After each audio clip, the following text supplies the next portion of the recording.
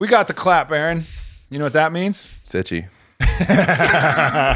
Yes. Yes. That's what I want for the start of this podcast. That's what you meant, right? Yes. Are we good to go, Ryan? Everybody meet Ryan Giles if you haven't met Ryan. Ryan Giles. Is it Ryan Giles or Ryan Giles? I might have got it. Oh, thank God. I almost fucked up my good friend and longtime person's name. Aaron. Yes. Hi. What's up, man? Nothing much, man. Dude, you've inspired a next chapter of personal growth for me. So I'm stoked about that. And I'm stoked to dive into that for my listeners because, you know, I got to say, when I first was meeting you, hanging out, you're taking, you know, big burly dudes and you're lifting them above your head and you're moving them around. And I'm like, yeah, I don't know if that's for me, bro. Yeah. And then I was one of those dudes that you were lifting up, moving around and listening to you talk about the importance of alignment and the importance of movement. And I've heard people chirp and chatter about it, but I think I needed proof that it was possible and proof of like that someone can do it.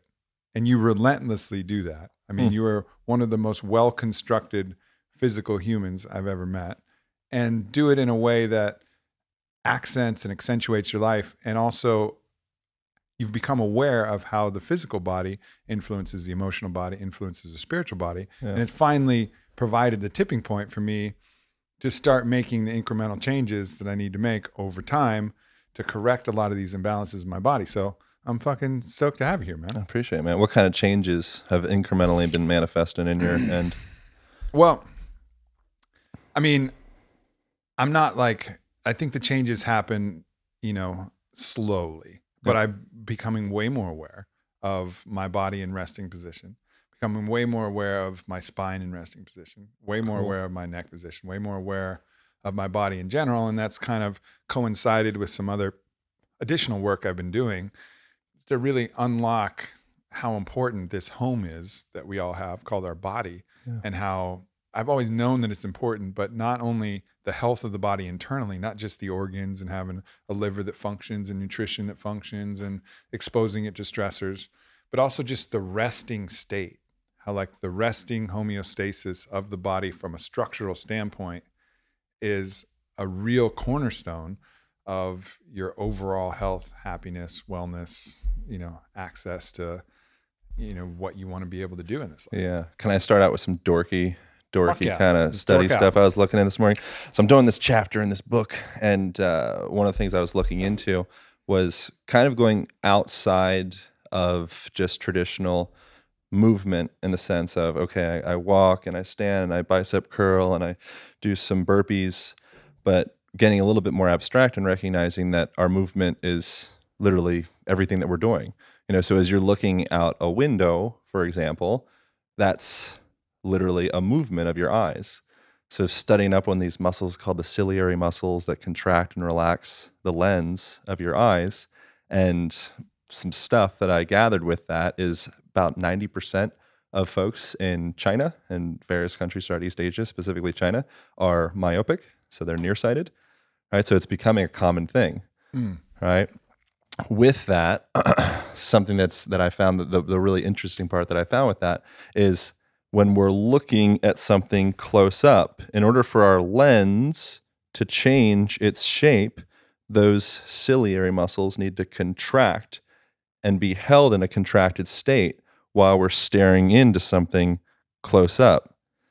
And so what we're doing as we're staring into cell phones and we're staring into the walls inside the house because we don't leave, is we're literally your eyes are literally stuck in this state of contraction. Those ciliary muscles can't relax. You think that's why when we see a view, not only is a view beautiful, but it's so relaxing? Absolutely. Because it's like you're some real stuff. Bathing in this wide expanse, and those muscles can just relax. And with those eye muscles relaxing, it's telling you don't need to focus on anything, and then you can relax, and then your brain starts to relax. Yeah. And so what I'm thinking with this, and this is like blowing my mind as of like literally 4 hours ago. So I'm like freshly blown. So with that, the only way I have you on the show. Listen, everybody, if you're gonna have Aaron Alexander on your show, he's got to be freshly blown. Shared a moment. Otherwise, he's all tight, he's all contracted, he's all root chakra bound. Freshly blown, and that's the only way. So I was freshly blown on this. But so here's the interesting thing. So with that, you look at Eastern Asia, and it's kind of like the engine of Earth. You look at it from like a Gaia model, like they're like really working, and depression and anxiety and suicides, all that stuff is manifesting at the same time. So we're seeing this correlation of people wigging out from stress and also being stuck in from this perspective, a visually stressed place. I put this in my book that there's a form of honorable suicide in Japan called karoshi, which is where you literally fall dead at your desk from working so hard. And that's a way to like show your corporation or show your bosses that you're really giving it all you got. It's like the new form of seppuku. Is this a joke? Are you serious? No, it's like literally thousands of people die every year from karoshi. Like nobody fucks with the Japanese when it comes to honorable suicide. But it's crazy though, right? Like literally working yourself to death to show like you're the ultimate company man, I guess, or whatever. What do you think about being able to meditate yourself into the next life? Serious, like being able to sit on your cushion, your end of times, you're like, I think today's the day. I'm just gonna kind of drop this body. Is that? I mean, it's beyond my skill set. It's beyond my fucking skills. I mean, you hear that, right? You hear about the intentional choice. You can also read about Laura Huxley, who's helping to ease Aldous Huxley, who's one of my favorite authors in the world. You can read her letters easing her husband into the transition through the use of LSD and coaxing. So there certainly is some psychosomatic choice involvement where she's like, let go, sweetie, let go. Yeah. And like really just super touching, letter. I highly recommend it to everybody, but showing the way that it should be. Not this fear, hang on for dear life, fucking buzzers and bars and shock you and blah, blah, blah. Like, that ain't the way for me, man. Yeah. No goddamn way I'm going out like that. Like if it's slipping away, I've told everybody I'm bringing a flute and I'm going somewhere cold. And fucking maybe one day you'll hear my flute on the wind as the cold and the wolves take me. Like that's the way I want to go out, man. I don't want to fucking die in a hospital. Like hell no. No, I mean, if that's the way it has to go, so be it. I'll fucking deal with it. You don't have a complete choice over that thing. But if you do have a choice, I think making it intentional is the way to go. You've heard Selig talk about the death being like taking off a tight shoe. You remember that one? No, I didn't hear that one. Good. That's awesome. That's a keeper. Mm-hmm. Yeah. So so the guide said, Selig said it, but I verbalized it. But yeah, I just think that's a really beautiful idea. We have this fear of it, but then usually when you have that experience, say through like a psychedelic or whatever it may be, or meditation or ecstatic state, whatever it may be, you come to that point. Some people do come to that point where it's like, oh, it feels like this relief. And I kind of wonder if maybe like this lifetime, this is going way out there. We can talk about like muscles too. But this lifetime is almost preparation for that moment in a sense. Like every day, like if you do your due diligence and you have a practice, I think maybe when it comes time, it's like, no big deal. We just kind of transition. I definitely think so. I don't like the idea of it preparing for anything. I think the whole thing is the process. The whole thing is the thing, right? There's no like ascension or no other goal. Like every step you are is perfect for where it is. No one is better than the other. The enlightened one isn't better than the non-enlightened one because he's reached some level. The process of enlightenment is the thing. That is the enlightenment. It's awakening in your being at whatever level you are. It's the striving for it that is the real magic. But absolutely, when you die, I think it was Ralph Metzer that said that we have like an infant's understanding of death, even as adults. We think it's the end, and it's just a transitory stage. And I think you do enough psychedelic work and you can actually feel that and trust it in your bones. So yeah, you're letting go of your identity. No more will I be Aubrey Marcus after this life, but what will remain is also beautiful and eternal. And we'll get to explore other different bodies and maybe be the person who's freshly blowing Aaron Alexander in one life. I'll be some voluptuous female. Who the fuck knows what choice I'm gonna take on my next life? I could whatever. Maybe some crazy alien with 3 tits, like Total Recall. Like who knows? But I think we really do have an infant's understanding of death, and I think when you set that in right proportion, then it's not something to be terrified of. It's something to be like, yeah, all right, that'll be a good restart. Especially when the body's starting to decay and it's becoming a little less fun, and you've given your gift to the world and you've done your best and you've hugged the people you need to hug and put out the information you need to put out. Like, no need to cling to this one. The other side's fucking beautiful too. Yeah, I feel like so we were talking about the meat body, or what do we call it? The skin monkey. What's it called? What are we supposed to call it? You somehow managed to make that dirty. Like it's a skin monkey? Skin monkey. So the meat body. The meat body is fine. So I have this resistance around the meat body term. And I think it's kind of interesting that a lot of us, we end up seeking out of body experiences. And I think that a big part of that is, and I'm like pro out of body experiences, I'm pro all sorts of stuff, but I think a big part of that is because we have this static in our body. So if you can get to a point, which is kind of what yoga seems to be seeking out, all the various different forms of yoga, just for starters, maybe martial arts would be a good example of that as well. Maybe a lot of dance forms would be a good example of that. If we can get to that point where we do find alignment and stack and integration and organization, and our body just flows with equipoise, vibrational accord, resonance between all of your mind, your body, your spirit. Yeah, that's fucking actual enlightenment. It's not projecting your consciousness outside of the body. And I think that's a really important distinction, because so many forms like meditation, psychedelics, like a lot of psychedelics, you feel your body totally melt. Yeah. And it's like, okay, body's gone, which is good, because then it awakens you to what else there is besides the body, because you can get body centric, and so many of us are so body centric. This is what makes us feel real. Yeah. So that's important. But then the practices that integrate that into your body. This is going to be the third podcast where I'm talking about ecstatic dance in one day, but it's fucking awesome, right? I mean, take it over. Yeah, let's just.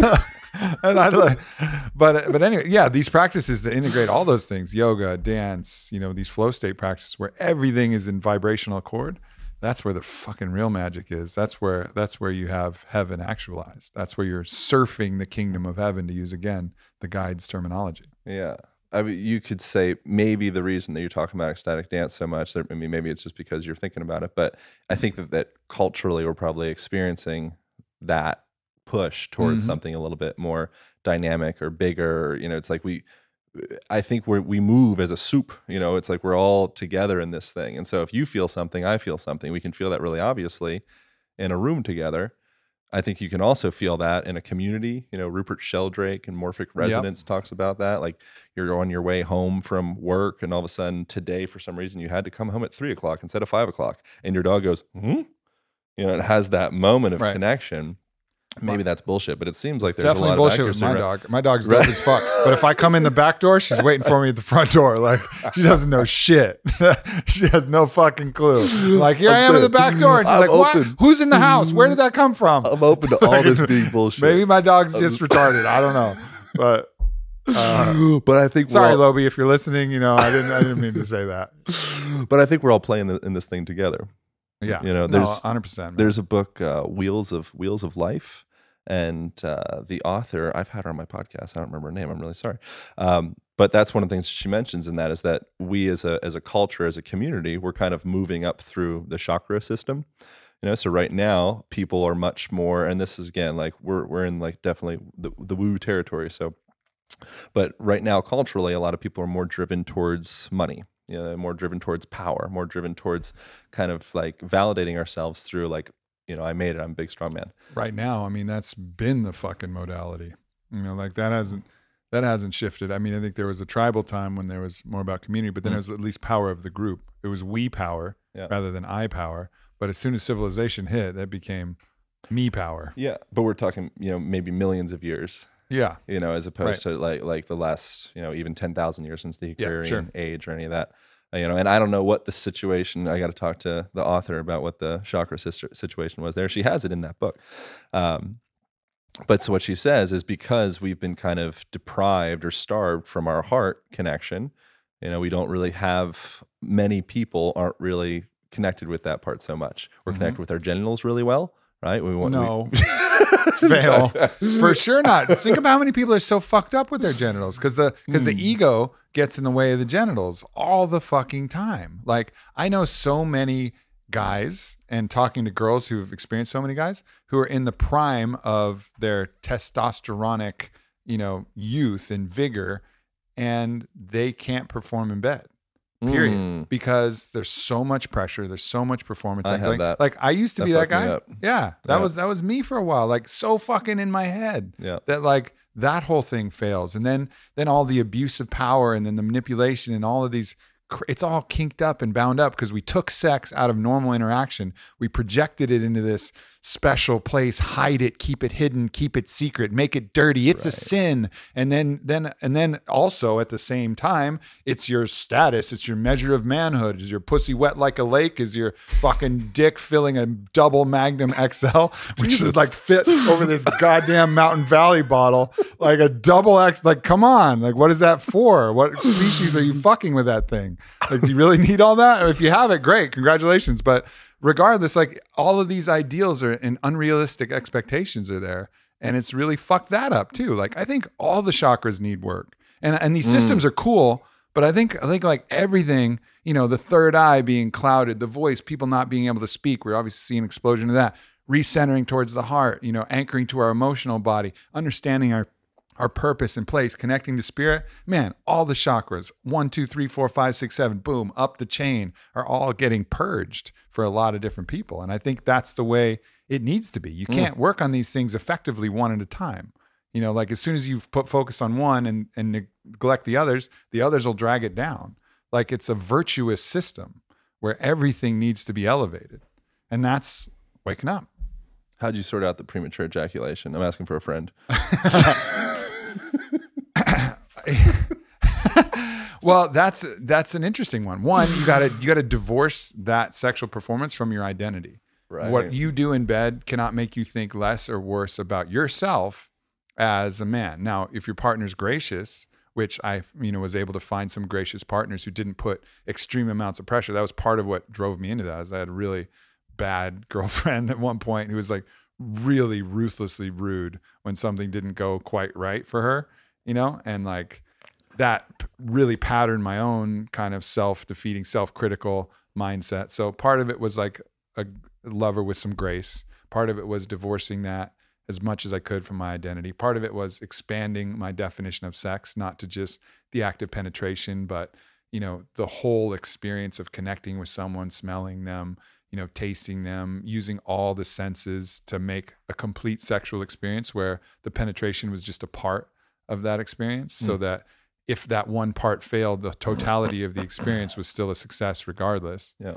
So a lot of those techniques, and I mentioned a lot of those techniques in the book, which you read, in combination all really helped. And then eventually, you got to be able to laugh at it, man. Laughter is the thing that dispels all of this tension. Like, it doesn't work. You're like, oh man, that was unfortunate. Sorry about that. Well, whatever, however you want to do it, but just have a laugh and don't take it so fucking serious. That's why comedy serves such a important role. For humans. Like laughter is one of the most important things we can do. Yeah. And I like that idea of that was helpful for me as well. And just not having sex for a while actually was somehow helpful. Like something shifted from not doing it for a while. I don't know what that was or how to explain that, but taking the act of penetration, I think I talked about this when we were talking on the other end, looking at, it might've been somebody else. I apologize if it was, but looking at like when we were going up to the top of a mountain, right? You started climbing that mountain the moment you got the idea of climbing the mountain. Right? The moment you got the map for the mountain, the moment you got the rope, the moment you got your on it, whatever, keto bars, like you're already climbing. There's no separation between the very top of that mountain and the trailhead. It's just one big mountain, and you can extrapolate out and go all the way back to your mind. That's fucking life. It's so huge because we'll isolate it and say, oh, sex is this little thing that only happens when the genitals touch. Bullshit. Sex is intercourse. It's dialogue. It's all of the communication, the flirting, the look, the hug, the dance, the whole thing. Like all of that is sex. And you can't draw a line and say, oh, when the penis inserts into the labia. That is the threshold of sex. And we call that the sex, like Bill Clinton. You know, it depends on your definition of what is. Like, what? What the fuck are you talking about, man? Yeah. Like, it's just this weird thing that we've created that's not real. Like, it's just complete fiction. You know, everything is seamless. There aren't these silos that we can actually label something and say, oh, yeah, that's sex. Oh, I didn't have sex with her. Well, you were just fucking breathing in her essence, you know, right there, hugging and loving and touching and rubbing her head and breathing in her. Oh, but you didn't kiss her. Okay.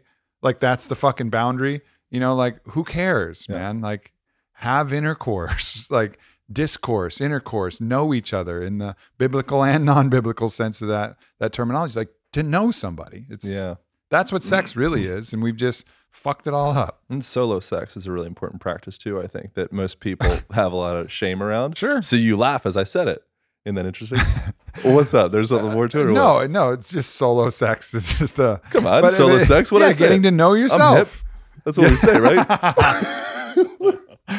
No, you're right, man. Like, look, You're spanking it? What am I supposed to say? No, I think solo sex is the right word. It's just funny. It's just funny to look at it like that. But what is that? All right, solo sex, it's getting to know, it's a dialogue with yourself. It's like knowing yourself in that way. Like, yeah, fuck, of course. Of course. You're in this body. Like, you don't press the buttons. Like, you don't figure the shit out. Like, yeah, fucking figure it out. It's your body. Were you going to judge yourself what you do? That's what I was talking about with ecstatic dance too. Like, you can be in a room, lights off, impossible for anybody to spy on you, and moving a certain way will make you think that, oh, I think I'm gay now, or I'm uncomfortable with this move. It's just fucking moving in space, bro. Right. Like, you got to be able to move in space. You got to be able to use your body as a tool, and that's fine. Like, when I walked in here, you were on your back with your legs over your head. I was presenting. And like, you're one of the people that's super comfortable with that. And we have a laugh about it. And it's not weird. It's not weird that you were full plow position. Like, it's a little weird. Ankles over your head. But like, I could see you in full cat cow from behind and be like, oh, that's fucking Aaron. He's just doing his Aaron thing. It doesn't matter. Like, it's like, at the truth of it, it doesn't matter. Yeah. Anyways, what were we talking about? Eyeballs. Oh, I don't know. And a line. I've been trying to embrace pauses and stillness and all that shit. So when someone stops talking, I kind of like sit with it a little bit. So that's what happened right there. I was I was uncomfortable with that. This feels good. I kind of like it. We sit with it a little bit. So let it sink in. You do that in your practice too. Actually, that's one of the things that I really liked about working with you in doing some of the Rolfing and some of the alignment stuff is, you know, you were working on my solar plexus and you were getting in there and I had a lot of tension held up. I hadn't had anybody ever work that area. I've gotten a fair amount of body work. And I thought you were basically just pushing on what was like a pressure point, you know, like the place where you get the wind knocked out of you. And I was like, this asshole is just pushing on something that's always just going to hurt and it's not going to do any good. And then all of a sudden, combination of my friend Caitlin walking in the door and me recognizing that maybe I'm just being protective and weirdly vulnerable here. And then that thing released. And you could feel like the fascia in that area of my stomach release. And then you go, oh, let that integrate for a little while. And you just kind of chill for a little while. And I get to sit and like feel what that feels like. And that was dope. That's medicine. Like that's real medicine, is bringing that into awareness. And I think that's also, you know, a good lesson to learn from you. Apparently I'm not comfortable with that on a podcast yet, but there's a lot of real value in that, you know, just the silence. It's all the same shit, right? The way that we communicate, the way that we do body work, the way that we dance, the way that we're in our business, relationships. I think it's all, you know, I describe body work as it's just my nervous system connecting with your nervous system, or communicating with your nervous system rather. And, you know, so with that, the time, it's kind of like when you're working out, which I like Paul Chek's version of working in a lot more. You know, I ponder on that quite a bit. I'm like, I'm working like Paul. One of the things he mentions that I like is you should be able, depending upon what you're doing, that you should be able to eat some food before you do your movement practice, right? Not always. I don't think that that's like the wisest decision, but he'll do that with people that he feels like are stuck on working out. Because if you always need to just grind and thrash and go, like have some turkey in your belly, it's not going to be good. Yeah. right? But if you have more intention of really feeling the alignment of your foot and that contact, you know, connection all the way up into your knee and your hips, and just feeling your body in space, then you could have whatever you want in your belly. You can still explore that part. Yeah. And if you can spill that into your movement, then it becomes really cool.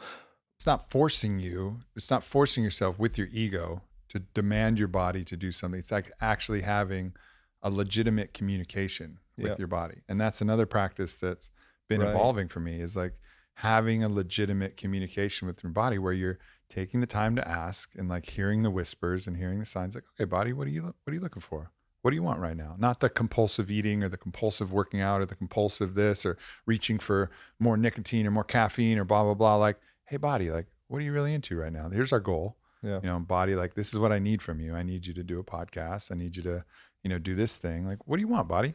And then your body will fucking tell you.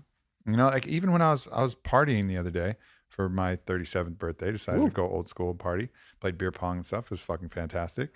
And at a certain point in the night, it was like 12:30. I'd probably, you know, drank 6-7 beers and, you know, was really cutting loose. And I was like talking to my body. I was like, all right, body, what do you need? And I was like, I want to stay up for the next couple hours, and then we'll get some sleep. So what would you like? And I just a really clear dialogue. Like, body was like, well, I need some water right now, and I really need some minerals. Yeah. So I was like, all right, salt and water, I got you. And then after that, I was like, then you can have a little bit more to drink if you want, because, you know, the GABA is going to be kind of dropping again, and that'll help you make it through the rest of the night. But first, water, salt. And I was like, what about nicotine? It's like, yeah, probably not. I don't think you had enough of that already. Yeah. It was just like very clear dialogue. And then I had one of the best nights ever, just like smoothly transitioning, riding with my body instead of just fucking crushing it. And then waking up the next day like, oh, my body hates me. Right. There's a lady called Byron Katie. You ever hear this one? Byron Katie, The Work. Highly recommend people check out The Work. Super rad lady. She's one of the quotes that I just gathered from her recently was, if you have a question, ask it and sit in silence until it comes. You know, I think that's like, we're human. What do we call them? We're human beings, not human doings. You know, like we're always like, dig, like go. Mm-hmm. You know, it's all like, what can I do? What can I get? How can I grab and reach out and pull it in? Mm-hmm. You know, when you do that, the tendency with most things, I've experienced this. I'm sure a lot of people can share that sentiment. You know, the more that you reach, oftentimes the more you end up at the same time kind of pushing things away, oddly enough. You know, so sometimes just having that silence, but in order to have that silence, you have to be comfortable with shutting the fuck up every now and again. Still working on it. I had a insight for a concept. When you chase, the world runs. When you are, the world comes. Like when you stay still as who you are, the world will come. But yeah, absolutely. Like the more you go after something, you know, the more it's going to run away from you. Yeah. You know, and the more you stay and allow your own gravitational field to pull things in, whether it's truth or whether it's attracting a partner or whether it's something else, you know, it's that balance of setting your intent of what you want to do, but not overrunning, not chasing it too hard that you trip and fall on your face, you know, and finding that tension point. It's like a dance, you know, like a dance requires tension on both sides. It requires the pauses, requires the effort, requires the listening, requires all of it. And that's life, man. It's just a big fucking dance. So that pause stuff, I started getting all hot and bothered about Paul before I finished the thought about the pause.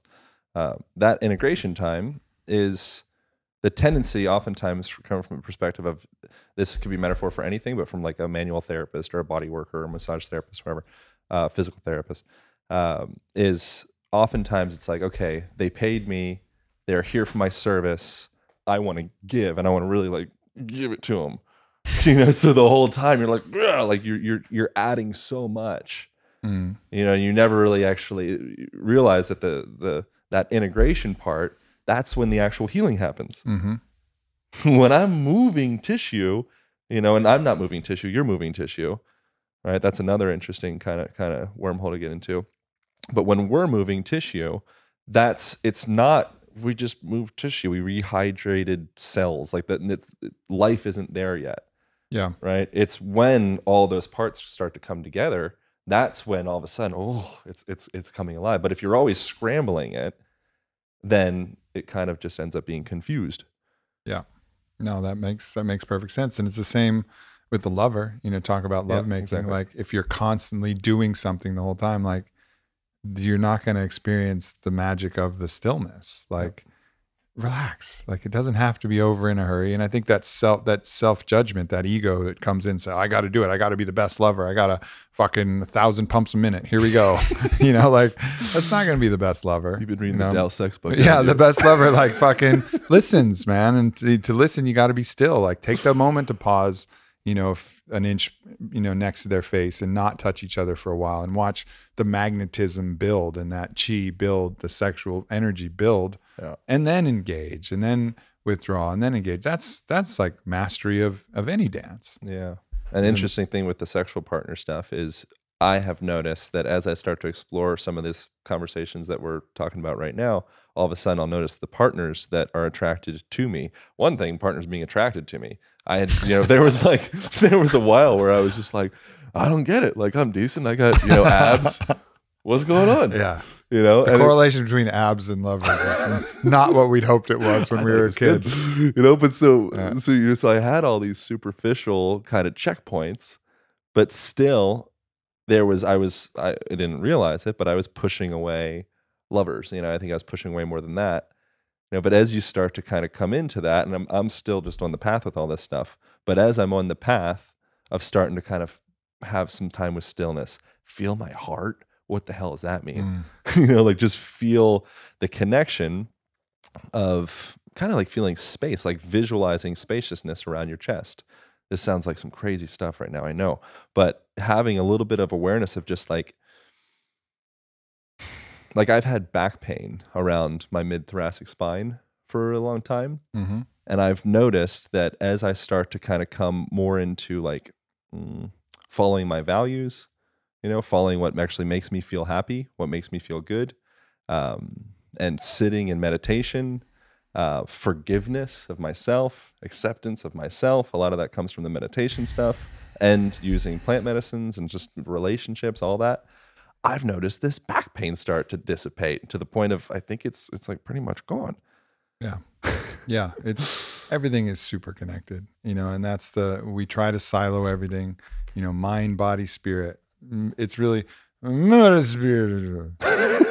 that's truth right there. Like what are you going to do? You're going to call one thing, and the other thing. It's all fucking connected. Yeah. That's why they start calling your gut the second brain, and it like twists people's heads. Right. But then they still silo that. And it's like, you still silo it. Everything is all fucking connected. There's back in the day I was reading about Galen. He was an anatomist / I think he was a doctor of some sort, and he was cutting up cadavers. And this was like early stuff. I think this was like 300 CE, Common Era. But previously it was illegal to cut up cadavers, and so the cadavers that they would use were that of pigs and monkeys. And so when they would be cutting up these pigs and monkeys, they have totally different organs than we do. And so they'd look at the heart of these, I think pigs and monkeys have the same one. They clumped them into the same category from what I was reading. They have 3 ventricles of the heart instead of 4. And they have 5 lobes of the liver instead of 0.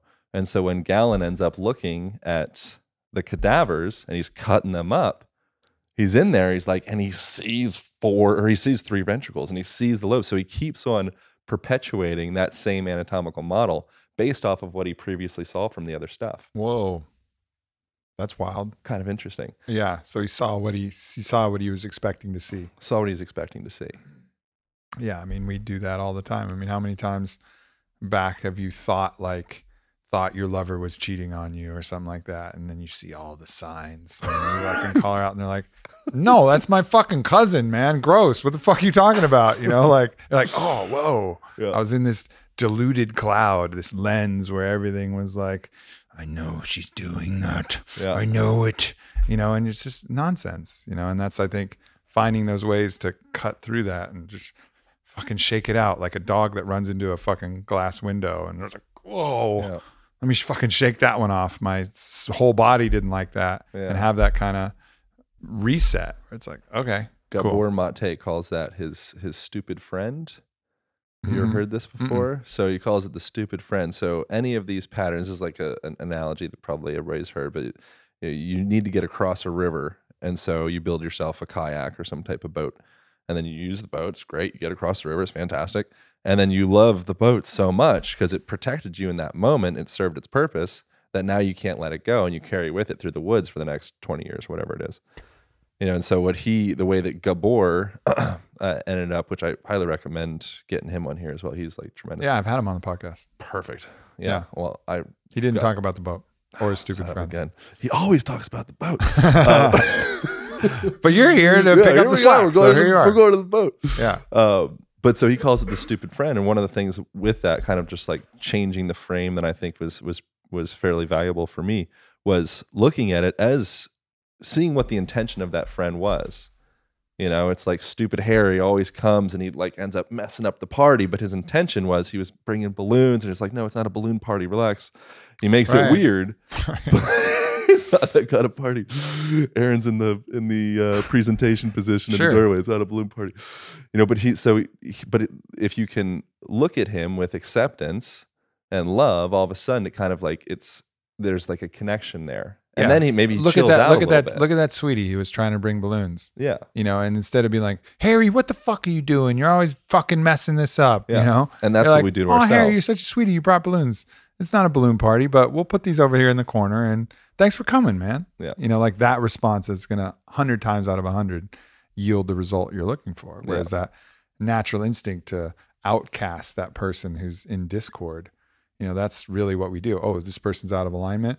Well, let's outcast them. And sometimes that's wise. Sometimes it's just discretion. Like we can't save everybody. But if it's your homie or if it's like a friend, the medicine's going to be bringing them in. Like if you really want to help somebody and you think that's, the wise choice and you have the energy and the capacity for it, the medicine's in the circle. The medicine's in love. Like, oh, that was a sweet intention. Or like, even if they go off and drink too much, like, oh, what are you running from, love? Like, what's going on? What's going on with your life, boo? Like everything okay? Like I see you pushing this, instead of being like, why do you always get so fucked up? Blah, blah, blah. Right. That's not the medicine.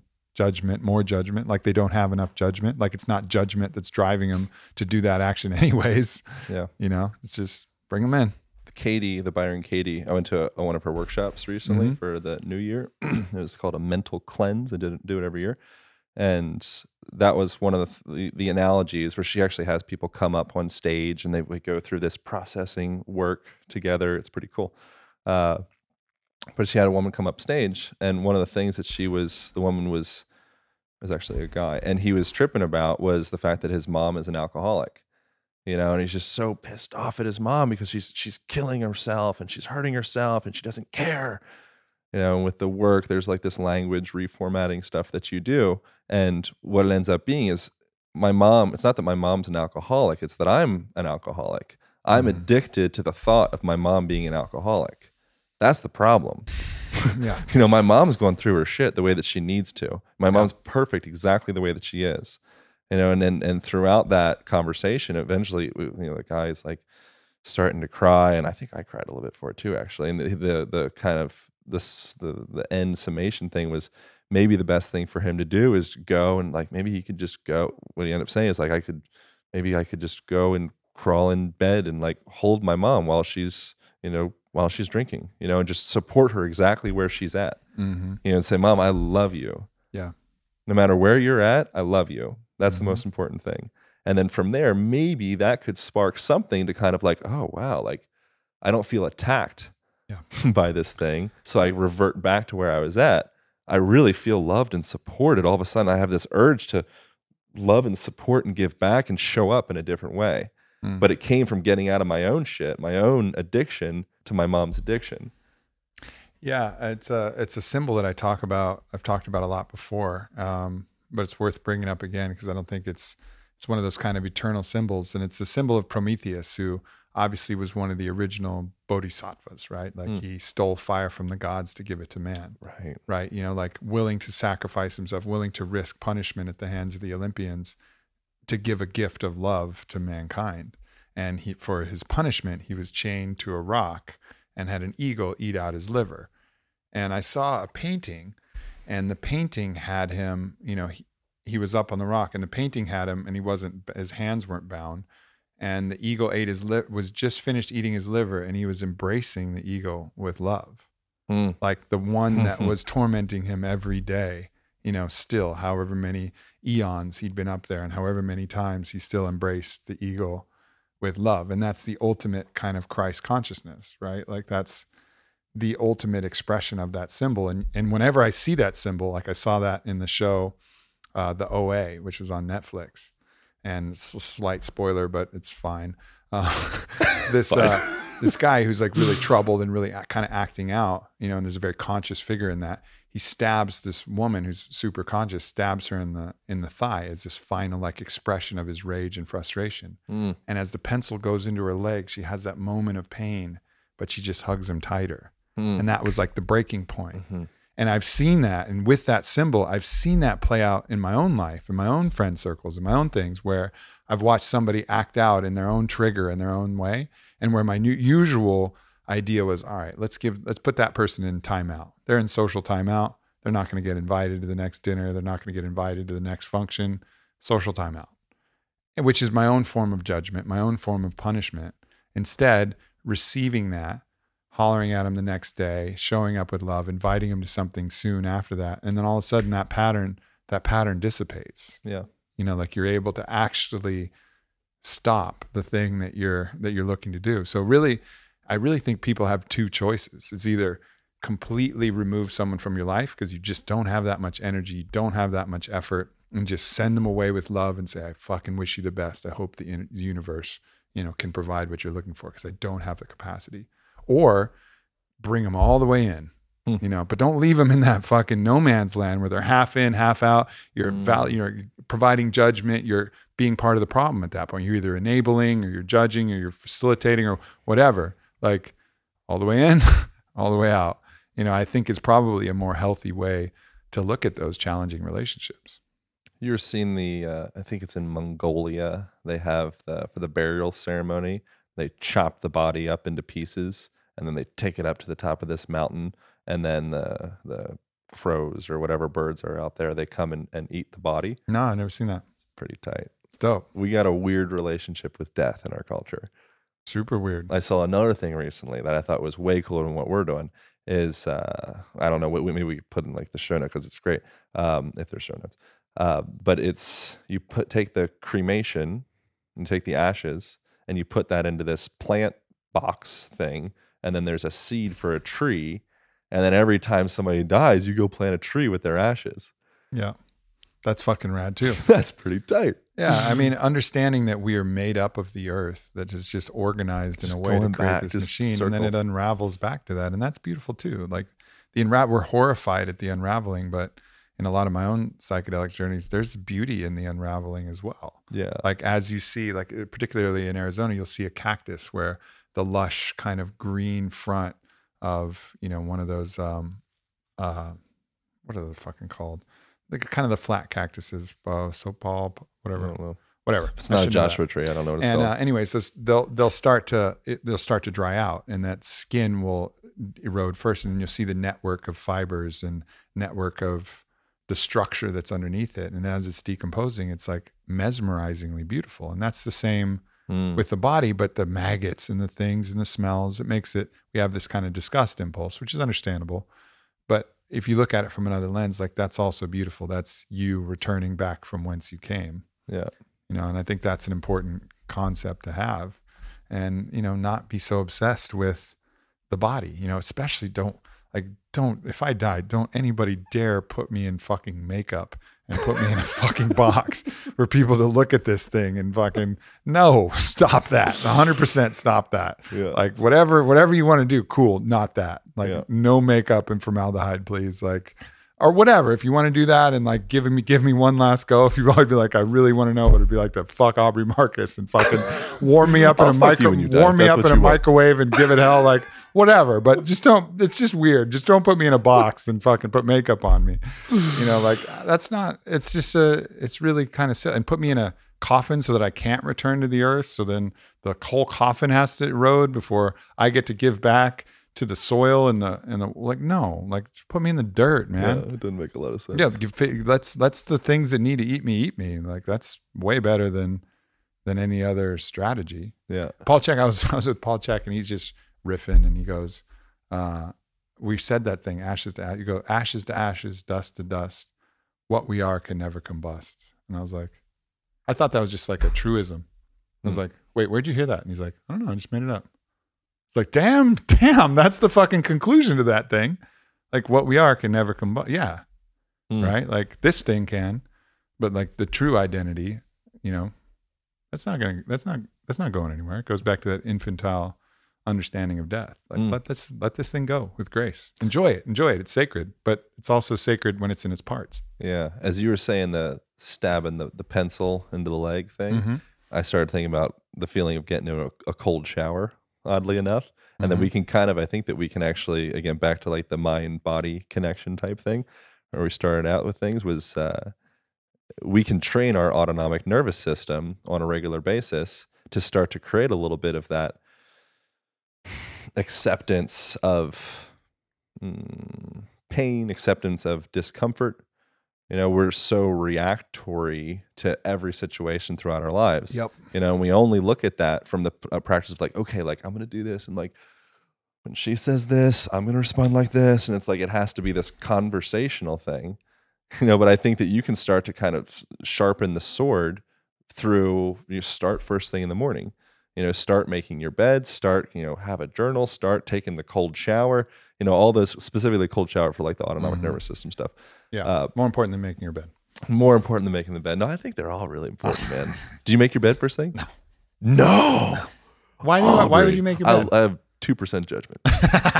Not like a lot of judgment. Do you have like a military dad or something? Like I can get into the same damn thing later. Like when I make the bed. That's how you start.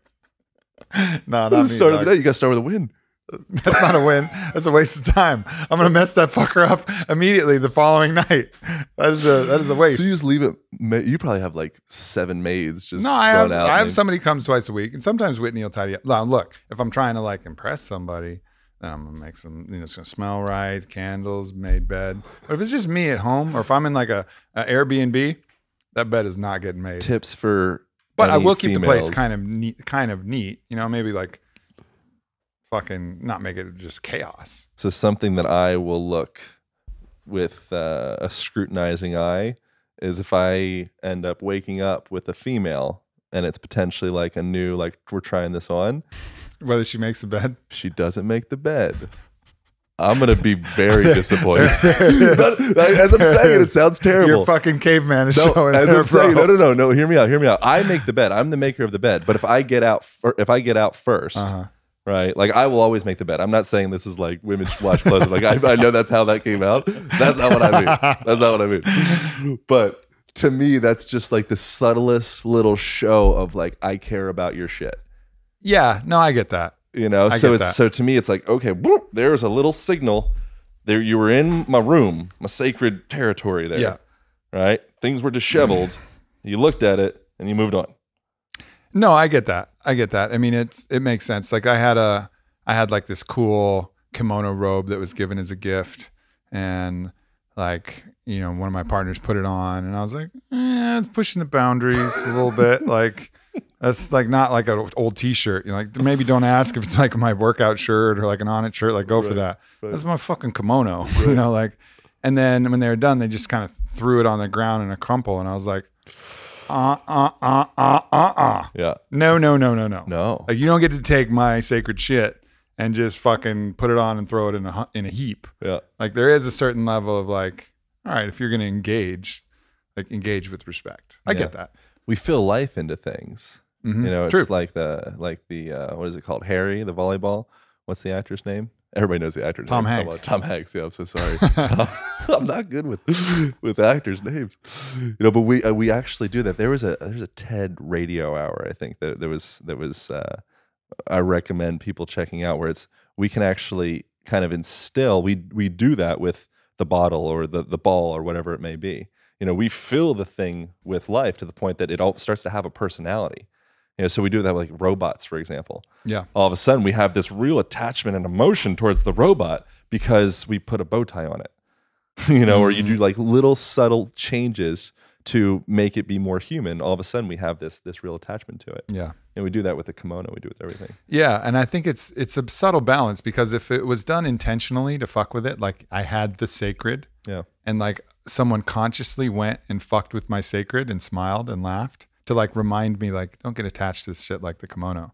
Like that's one thing. And then that's like the Heyoka spirit, which was in the Lakota sweat law tradition. The person who breaks all the rules, who tests the boundaries. If everybody's doing a water fast and a sun dance, they'll eat a watermelon, juicy watermelon in front of your face. Like someone just to fuck with you and test you like a little bit. So doing that, I think, is important. Like if someone has the special thing, or if like, you know, someone has the special Ferrari that no one can touch, like go up there and fucking rub all over it. You know, like he's asking. Like, but look at him when you do it. Don't do it secretly, like sneakily, like, hey, you love that Ferrari, right? What else do you have in your life that you consider sacred? There's things that I love. You know, it's funny. Like I was in ceremony with some good friends, and I have this jar of piri piri balm, and piri piri is like a grass that comes from the Amazon, and it's really like really rare, really sacred, has a really distinct smell, and it's this balm, and it's one of a kind. It was given by a piri shaman in Peru, came down and traveled and gave that to me along with some other different applications of the oil, and it's probably one of the more sacred things I have. Like it smells like straight up like starlight. Like literally like starlight. And I know that's a weird smell to describe, but it's the only fucking possible way to describe it. And anyway, so in that state, in ceremony, I was really laughing at the hilarity of being a human and all the things we get bound up and worried about. And she was mentioning that her butt was itchy. And I have a very precious small amount of this, and it's irreplaceable. And I immediately like went for I have some balm in my bag, and I brought it for ceremony. I was like, here, use this. And she goes, well, what's this? And I started cracking up because I was giving her something to rub on her butt. And I was like, oh, it's just the most sacred thing I own. And we just started howling with laughter because at that point, you know, realized like it was fine, even though it's sacred. Like nothing is that sacred. Nothing was more sacred in that moment than her not having an itchy butt. So if my sacred could calm her itchy butt, like that was worth it in that time. And that was like an extreme version of that. But it was like a nice reminder that no matter what you have, whether it's your Lamborghini or your whatever, like ultimately, if you're with people you love, like none of that shit matters. Like the people you love is really what matters. And so that was cool. But you know, so I have stuff like that. I have the piri piri oil. I have like a pen that's, you know, my favorite pen. I have my favorite flute. You know, I have my favorite drum. I have my altar that has like sacred objects that I've gotten from all my journeys, from my very first vision quest, a rock that I picked up before I did my first mushroom trip when I was 18. And I was so terrified that I was going to completely lose touch with reality. I just clutched it like as tight as I could the entire time until I realized like, oh, I got this. And then my grandma held it before she passed. And like that rock is there, you know? So like there's sacred shit that I own. But ultimately, I think it's important practice to know that, you know, if that sacred shit goes away, it's okay too. And I remember actually that the rock that I was particularly mentioning dropped at some point and shattered and like broke in half, and it was like crushing immediately. But then I just glued it back together with some like Gorilla Glue, and then now it's just as sacred as it was, and it didn't really matter. What is the golden? It's a Japanese practice. We got to look this up since we got Google here. Japanese practice where they take a pot and it breaks. It's like harikari or muk. And so not that. I'm not gonna try. Not that. It's gonna sound incredibly racist. So it harikari mukamuki. It was close. Look it up. Golden. So they fill it. Kintsugi. You're not close. Said that. No, not close. No, not close. But it's kind of a cool practice, you know, because so with that, it's like, oh, cool, it broke. Oh yeah, right. And instead of it being like, okay, we got to figure this, it's like, no, it broke. This is great. Like we can add character to this. Yeah. So now all of a sudden we have this beautiful story, you know. So we emblazon those cracks with this gold dust, and then every time you look at it, it's like, yeah. You know, so again, it's kind of come back. It's really what we do with humanity. Like it's where you appreciate those scars, those like battle scars. Like, oh yeah, this is where I took that arrow, you know, either psychically, physically, metaphorically. We don't fight battles with our body as much anymore. And sometimes in sports, but usually that's just like an accident, you know, but like sometimes in battle you would get nicked, and you take those and you wear those with pride. And we do that with our psyche, and we can do those with our objects too. This obsession with pristine, is also just kind of nonsense. It's all going back to dust anyways. Alan Watts talked about various religious dogmas as being like scaffolding to hold up your spiritual tower. And as you start to, like, the scaffolding is important, so you get, like, I got my little spirit crystal on the ground here, like, it's amethyst, it's good for your nervous system, whatever. I've attached a brain to it. It's like my little Harry, But meanwhile, this is actually, I would say, it's almost like you could say maybe a weakness if I want to be like rough on myself, but it's like a scaffolding. Yeah. So if you get to that point where your vessel is fortified enough, then all of a sudden we can leave that Buddhism or leave that Christianity or leave that spirit crystal that I have on the table or, your sacred things. Yeah. But it's kind of coming to that point. I think, again, it comes into acceptance of those sacred things and really embracing it, not resisting it. And then all of a sudden it's kind of like the vessel can build from there. Yeah. It's also this fallacy of permanence. Like, we think that the things we have are going to be there forever. They're not. Like, nothing in this material world is going to be here with us forever. Not our bodies, not our things, not anything. So we have to be willing to let it go, because just the holding it tight is just going to be like clenching your eye muscles over and over again, holding, and eventually it's going to get washed away. Like, the stream is heading one direction and it's against permanence. Yeah. Like, this crystal will eventually become dust particles again over time and time and time, and from you rubbing and from other people and from erosion, whatever else happens, even the hardest thing will eventually be gone when the earth fucking explodes, when the sun explodes or whatever, like nothing is permanent, not in this life, not ever. And I think that's an important reminder for all of us to have. Have you changed any movement stuff since we last worked previously? Just fully more aware, at all different times, like trying to be mindful of when I can, and sometimes when you can. Is that a story? Maybe, but like, okay, so like texting, right? Like the act of texting on the phone, it's very awkward to do that in a proper pot. You'd literally have to like raise your phone. I got it. I got the medicine for it. Okay, enlighten us. We can do a video about it. So from that position, as you're looking up at the phone, I've tried this because I tried to do a video of like, this is what you could do, and as I'm doing, like, nobody should do this. This would be ridiculous. Yeah, but it's great. You open up the neck and all the stuff. I'm like, that was a stupid video. I think I still released it. I should take it down. But what you do for that, which we did follow up in the same video, was as another option, which probably should be the only option, is you just hinge your hips. Okay, so if the butt comes back a little bit, right? So it's going to be kind of weird here, right? But if this would be my option here, I have to bend at my thoracic spine here around like my heart area to look down at the phone. I can change that position up a little bit and keep my spine nice and long, get at the edge of my chair and hinge myself forward. Now all of a sudden I got to get like kind of like big in my body to do that. Right. Yeah. So from this position, this is a squat. And for those of you listening, this might be a good one to check out on the YouTube. Yeah, I guess that makes sense. Yeah. Right. So from this position, I'm actually cultivating the same thing that I would cultivate if I was training doing a deadlift or a kettlebell swing, or a deep squat, a third world squat, what you call it, any of that stuff. This isn't a third world squat. This is just going down to 90 degrees, right? This is like a powerlifting kind of squat. Okay, bam, right? So now all of a sudden, Aubrey starts bringing his hips back into the corner of the seat as I almost fall out of my seat. So he brings his hips back into the corner of the seat. Yeah, and he hinges forward a little bit. Again, this position might be... That's, what's that? That's a much better position. That's a much better position. So we can start to integrate those same concepts into fucking everything. Yeah. There's never a situation in your life that you need to compromise your physical body to get shit done. God damn it, you're right, Aaron.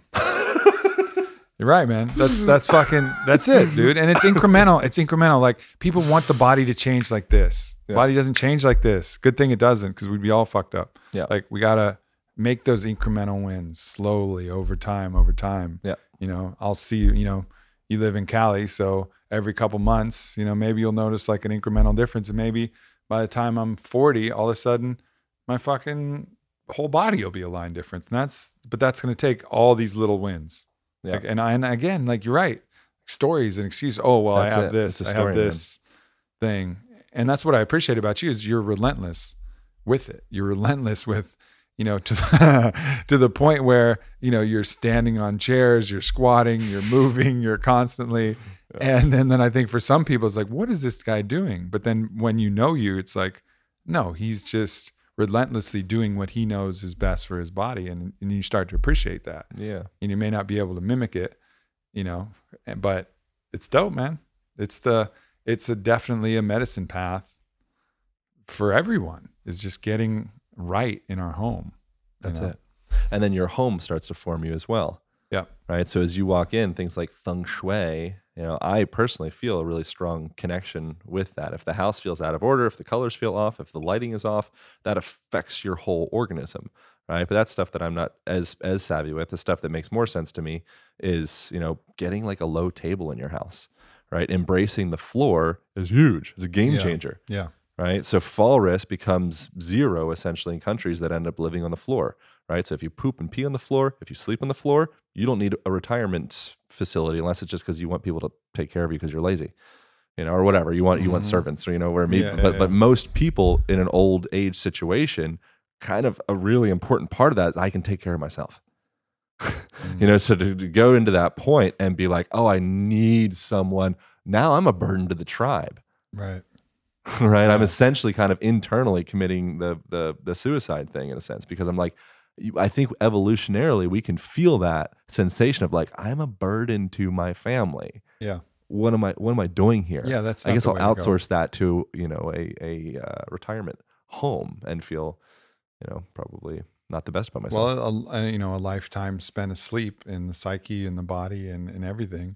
And by sleep, I mean just not aware of the truth of who you really are. Yeah. Like asleep and we're all in various levels of sleep. There's no asleep and awake. There's no like, I'm awake, you're asleep, blah, blah, blah. It's all varying degrees. The most awakened person is always still asleep to another level. And we always will be until we reach death, and then whatever comes next. And we'll continue waking up to deeper and deeper and deeper levels of truth. And that's, again, the process. But yeah, I mean, it's the more you can become aware of that, the more that you can just fucking enjoy it, man. Yeah. And then also being aware that there's a lot of sleep happening in your body and you don't realize it. So throughout, again, like posterior backside of the shoulder girdle, thoracic spine area happens to be behind the heart. Maybe it's a chakra thing. I have no idea. But it's certainly a cultural thing where we are stuck hunched over staring into our phones. Our sofas fold us into this position. Our whole entire environment is a mold, and it's putting us into this hunched over, defeated type position. So if you can start to slightly change that mold a little bit, then you make big gains. You don't even realize it. Yeah. We're trying to do all this big, huge, we're doing steroids and we got, we have all this different stuff. It's like you sit in a position that depresses your testosterone all the fucking day. Yeah. And then you're jacking yourself with something in the evening. What are you doing? That's science too, because, they actually show that when you open up your arms and stand in a confident pose, like your testosterone elevates. Yeah. And that's integrated patterns through millennia. Yeah. So that's since we were, probably cells, whatever, but it's certainly since we were, let's say thousands of years. Yeah. If you're in that position, then that's a position of contract defense, right? This is a fighting position, right? So something all of a sudden protect your vitals. Protect the vitals. Yeah. Right. So I bring the head forward, I bring the shoulders forward, and I protect all this. Okay. So now if all of a sudden I win the battle, I slay the woolly mammoth, whatever it was, I get on top of the woolly mammoth and I go like this. Chuck Liddell when he fucking opens same his thing arms every time. So you see that with deaf people, you see it with blind people, you see that lose all the senses. We've integrated that pattern into our body. It's a mammalian thing. It's a reptilian thing. It's deep. It's bigger than us. Yeah. Bigger than our ego us. Yeah. Man. Thanks, man. Seriously though, man. I really I appreciate the work you've done. I appreciate, like, on a personal level, like, you've helped me, man. Cool. Like, you really have. And I know you've helped a lot of people. So hope people you got a great podcast. You did a dope podcast with Connor on the Pleasure Monkey podcast. I mentioned that before because I got to listen to you guys in the kitchen and kind of peek in and hear.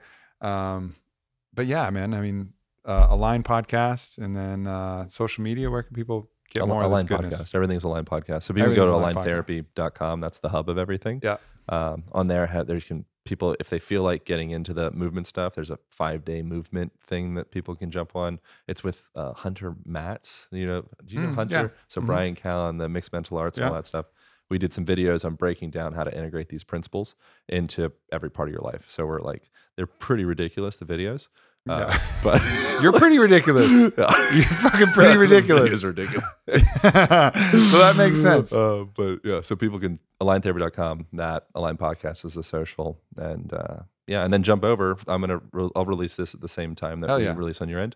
So if you want to hear more of Aubrey, that's the deal. Probably heard enough of me, but definitely listen to more of you for sure. Because I think that'll help all of us in this path. There's very few people who walk the embodied path better than you. So keep doing the good work, man. Puts a lot of pressure on. Yeah, good. I hope you really own that and curl inside from the weight of all. No, you won't. You got this. So if you want to learn something, teach it. Yeah. So just it's really interesting. We're supposed to wrap up, but I mean that's a real thing. Just putting somebody in that position of, okay, you're the teacher. All of a sudden, you go double time into training and educating, and be like, I got to show up. Yeah. But the reality of it is that teacher, they kind of get to hog all the education. Not all the education, but they have that initiative to get in there. So that's just an interesting, if you want to learn something, teach it. And if you're in SoCal and you get a chance to work with this dude, I recommend you do it. Definitely worth it. Appreciate it. Yeah. Thanks, everybody. Bye. Love you guys. Peace.